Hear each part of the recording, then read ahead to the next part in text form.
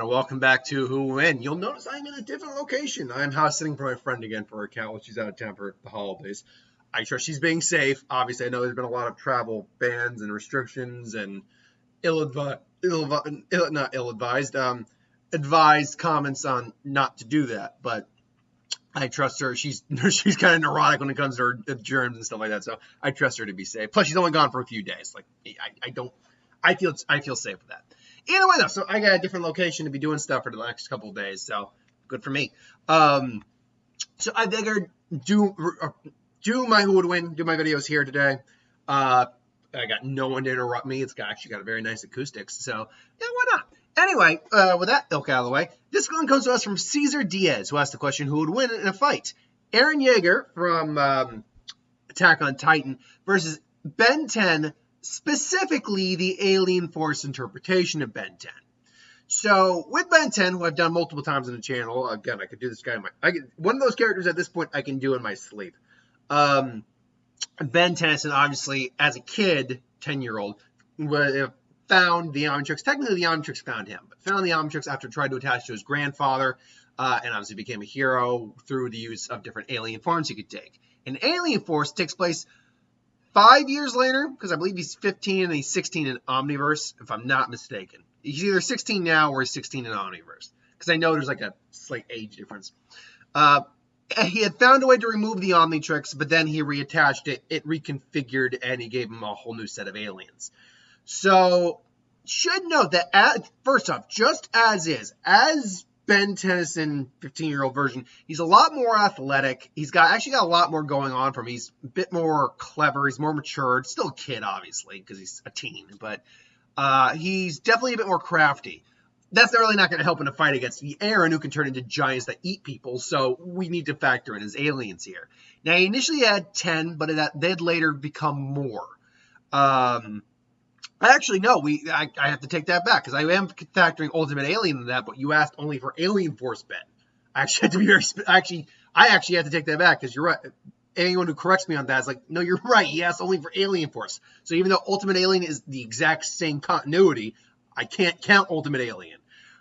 So with his 10 new aliens, and I'm pretty sure he didn't collect any other new DNA through that. Because again, Ultimate Alien, I know he collected more DNA through Ultimate Alien. You know what? Seeing as I've got my computer here, why don't we actually just check to be sure? Ben 10 Alien Force. What were Ben's aliens? Let's find out today. Oh, here we go. Alien Force Wiki. That should do it. Excuse me. I don't think no one in my household has COVID, by the way. I think there's like a little nasal bug going around. Just get that post-nasal drip down your throat. It just sucks. It sucks. Oh yeah, okay, yeah. He added a bunch of additional aliens to his forms. Honestly, most of them were aliens he already had. And I'm now remembering a lot of these guys. I'm remembering Way Big. Nanomech, Lodestar was a big one. Wrath was a fan favorite. I remember that. No, his original aliens, yeah, the first 5. So, and actually, I don't know if they were actually in ascending order when they showed up. I don't think so. Hi, buddy. Oh, did you finish? Pumpkin's here, and he's just like, did you just finish his breakfast? Hi. So Swampfire was basically his combination of Wildvine and Heat Blast. I can't remember exactly the name of the species. Basically, it's a takeoff on methane. Essentially, they're kind of like a living plant. They're a living plant species that create methane that they can ignite and basically create multiple very intense flames. They can also manipulate plant life. They're also very hard to damage because they can regenerate from a lot of weaponry, a lot of damage, a lot of injury. They can still be hurt though. Spider Monkey was a literal a monkey with multiple limbs that could shoot webbing out of its tail, if I'm not mistaken. Also very athletic, agile. It's a good alien for close range fights or navigating through like a dense jungle kind of area. Jet Ray was his answer or his new equivalent to Accelerate. Although it's not entirely, I don't know if it's ever explained how fast Jet Ray is. They actually gave a speed for Accelerate, like hitting 500 miles an hour, no problem. He is an aerophibian from the planet Aerophia. Let's see here now. 1 second.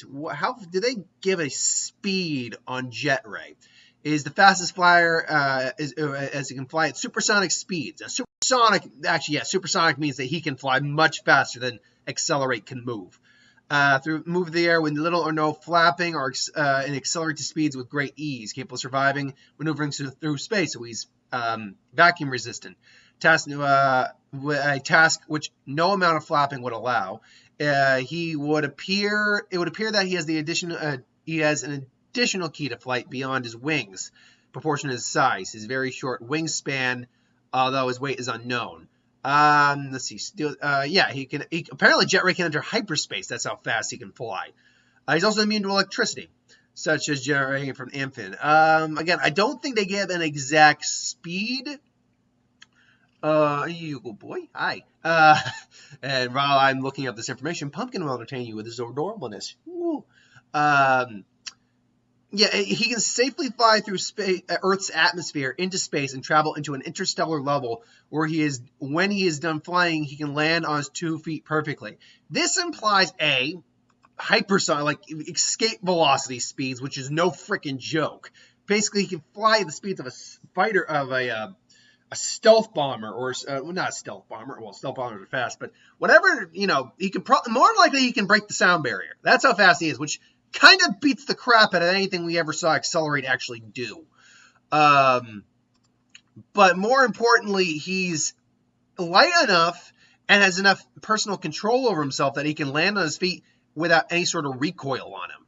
So that's actually really impressive. Humongousaur is the giant dinosaur that kind of replaced Forearms. Humongousaur's ability is basically to grow twice his size, basically. In terms of his species name, they are, oh god, this is a fun name. I have to admit, some of the names are not clever, some of the names are just whatever. Other names are a little bit more unique. Vacasaurian. So Vaca probably stands for like muscle or something similar to that. Let me see here. And it powers he has incredible strength, being able to lift and throw objects heavy or light up to high altitude, even into near orbit. Technically speaking, he is physically stronger than Methiosians and Crystal Sapiens, which would and that's the name of swamp fire species. Possesses thick black hide armor. He can withstand lots of heavy impacts with it. Increases and decreases size. He can grow bigger to about 60 feet at will, increasing his natural size as he grows. He can shrink down to about 10 feet. As he grows older, he actually grows bigger. He actually grows like Stegosaurus features and stuff like that. So that's pretty cool.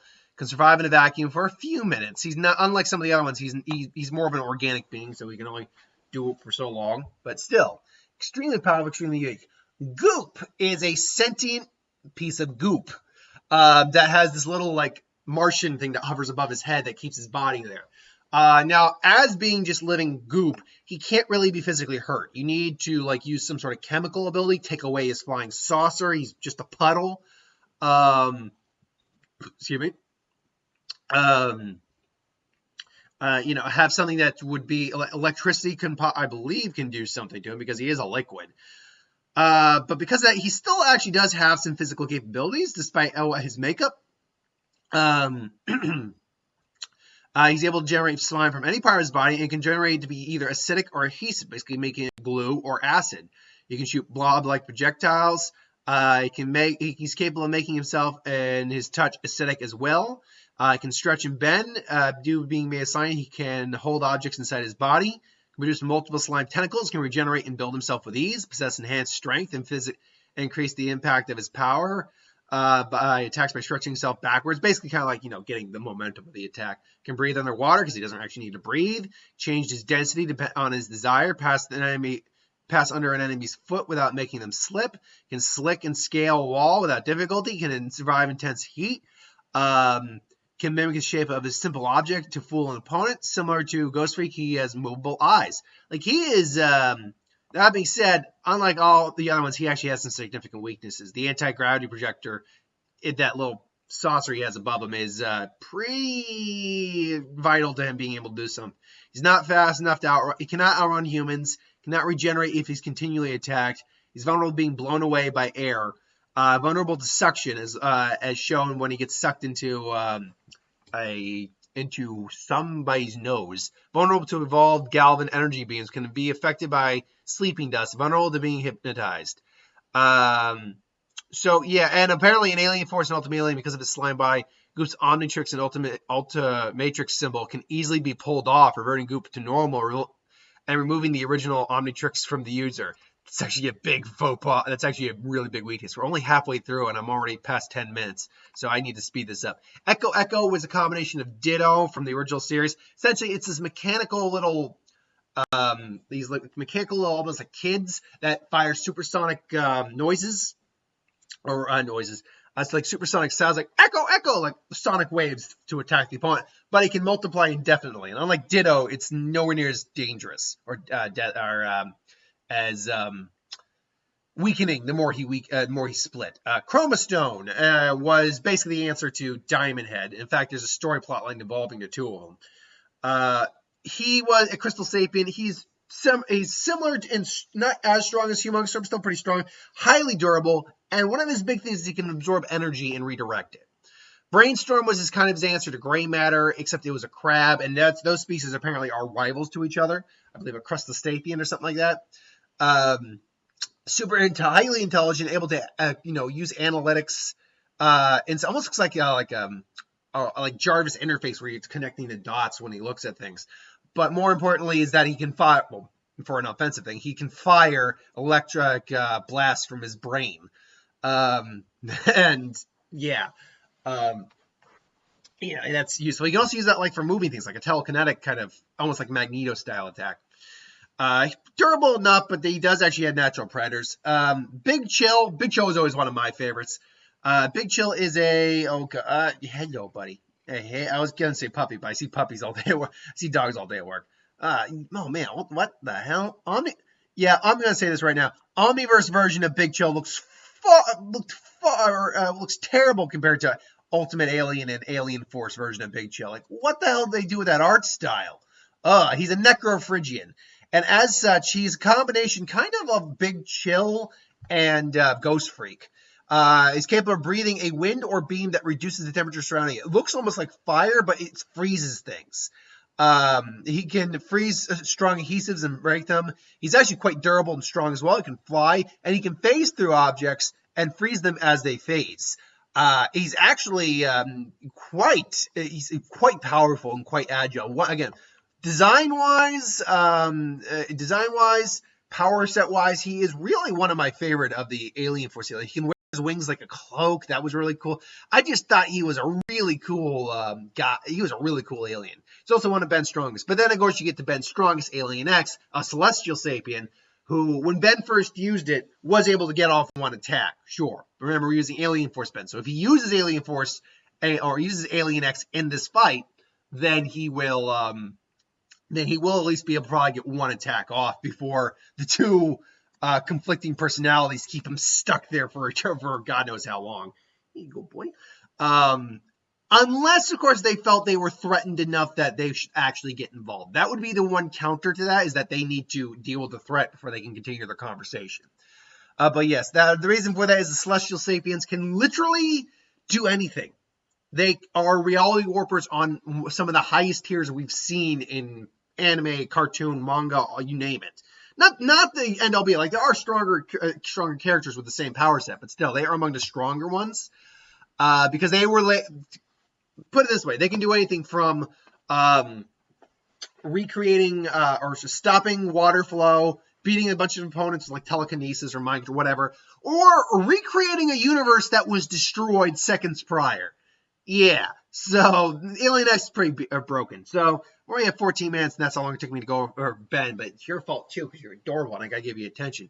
Let's go over Eren real quick. Eren Jaeger and his sister were in Attack on Titan. There are Titans that are attacking people, but there is more revealed about the Titans later on. It's not as simple as that, apparently. But their mother gets eaten by a Titan, and they go, and I believe they both join the military to stop the Titans. Eren trains, and unfortunately he gets butchered and consumed by a Titan. However, in a shocking twist, he himself turns into a Titan.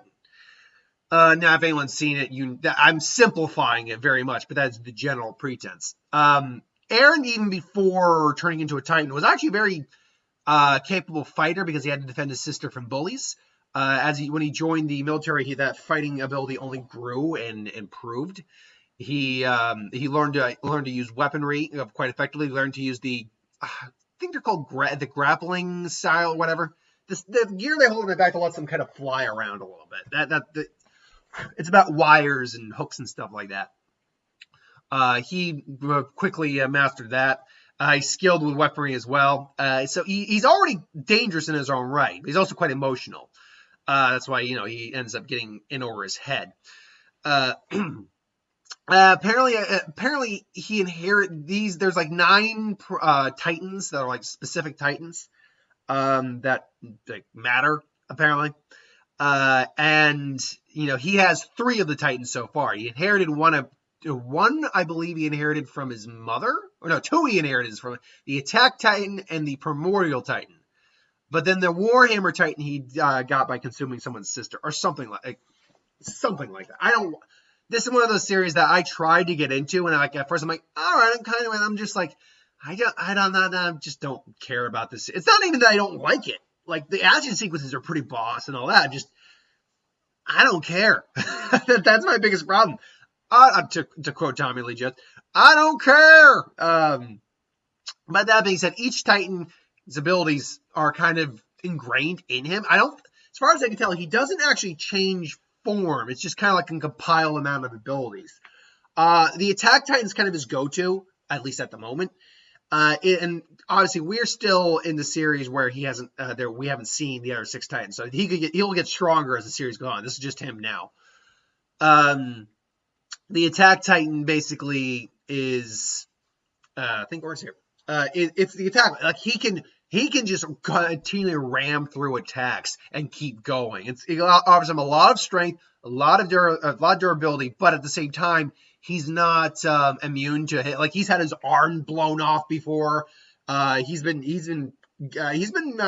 checked pretty hard before. But at the same time, he has a massive regeneration factor that allows him to regrow his limbs and body parts with relative ease, like within a couple seconds. So it's not that hard to think that he's hard. Let me rephrase the sentence. He's very hard to put down. Add on the Primal Titan, or the Primordial Titan, the actual first Titan. This Titan isn't going to matter in this fight because there's no other Titans. This Titan allows him to control other Titans, basically. And it even created other Titans. It's a progenitor Titan. But unfortunately, he needs to be in contact with someone of royal bloodline to use it. And some crap like that. Even if there was someone here for that, there's no Titans in this fight to help him, so whatever. Unless we arrange the fight in a way where Ben is somehow fighting off Titans, and then you could make that argument, I suppose. But nah, we're not going to be using that.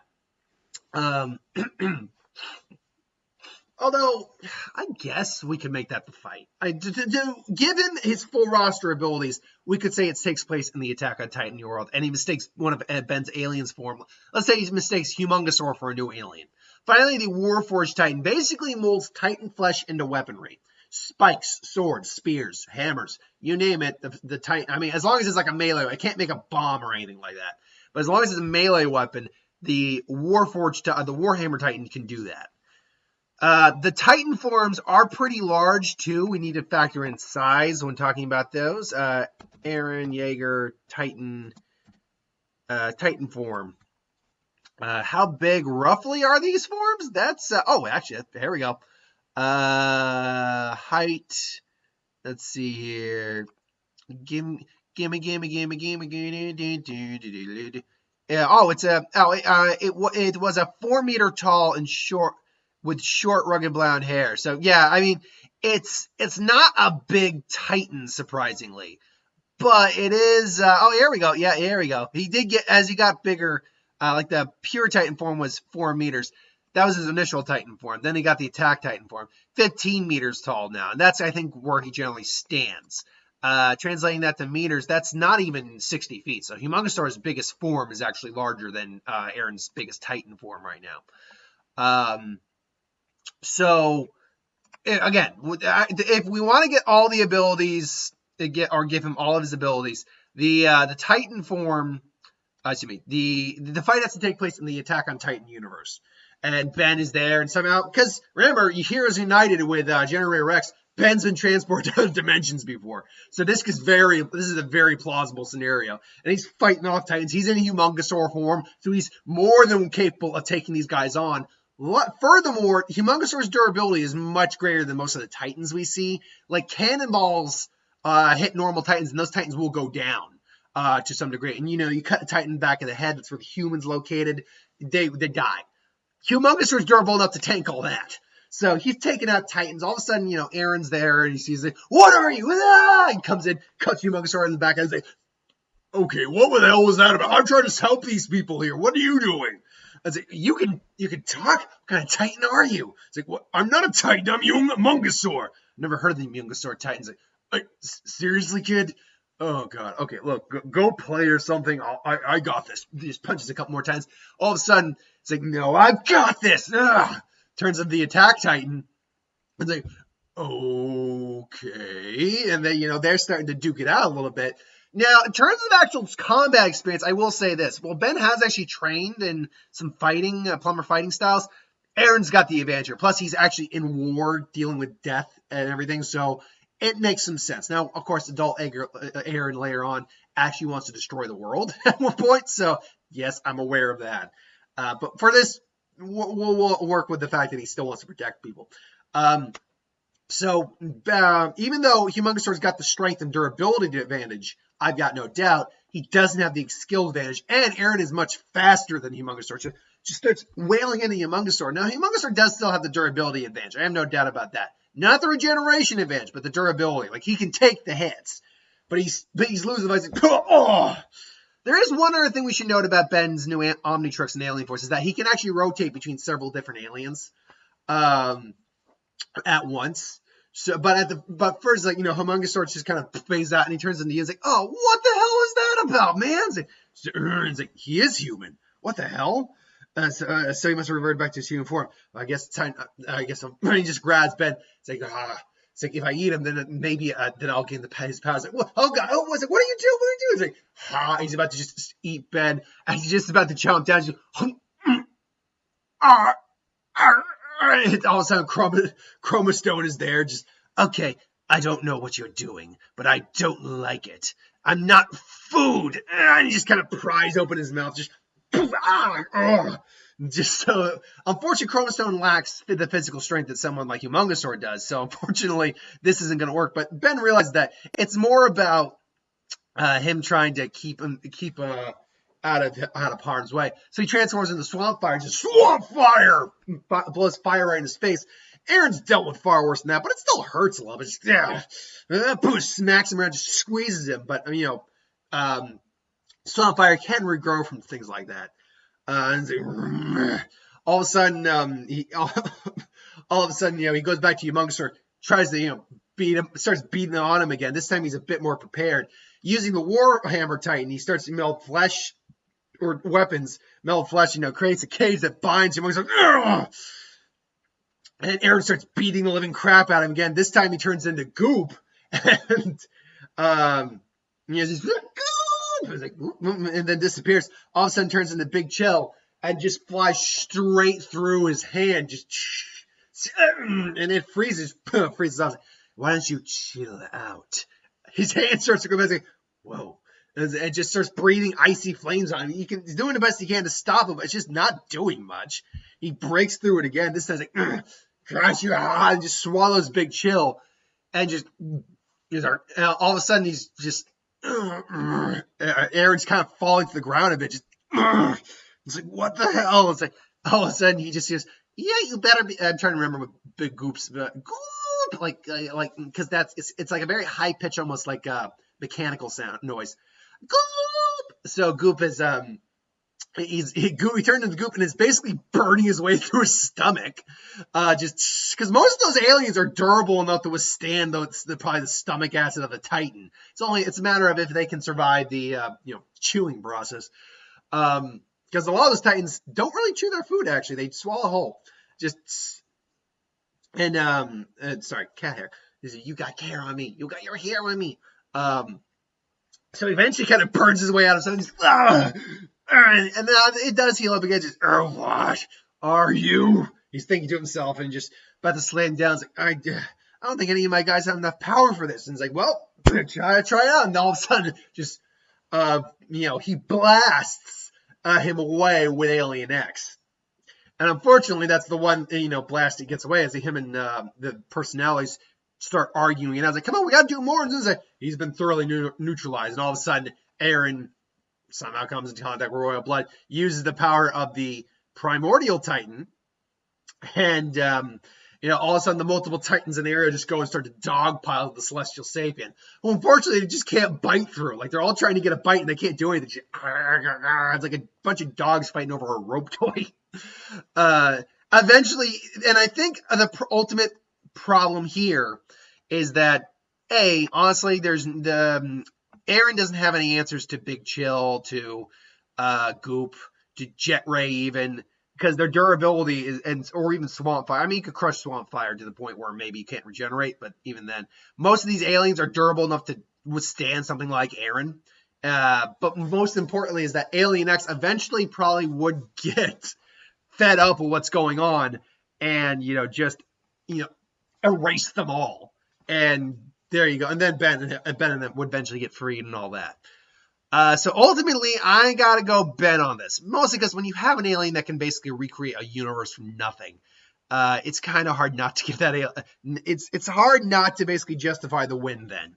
But even without Alien X, I got to admit, I don't think Eren would be able to beat Ben. He's got enough aliens that are powerful enough and comparable enough to Eren's Jaeger form, but Eren's Titan form, that he should be able to win generally, because he's fought more intense individuals than, like, for instance, Vilgax could easily make mincemeat of a Titan, like, no problem. And even some of the biggest Titans, Vilgax is strong enough that he could easily take those, because he survived being at the epicenter of a nuke before and walked it off pretty much. None of the Titans have ever done anything that extreme, to the best of my knowledge.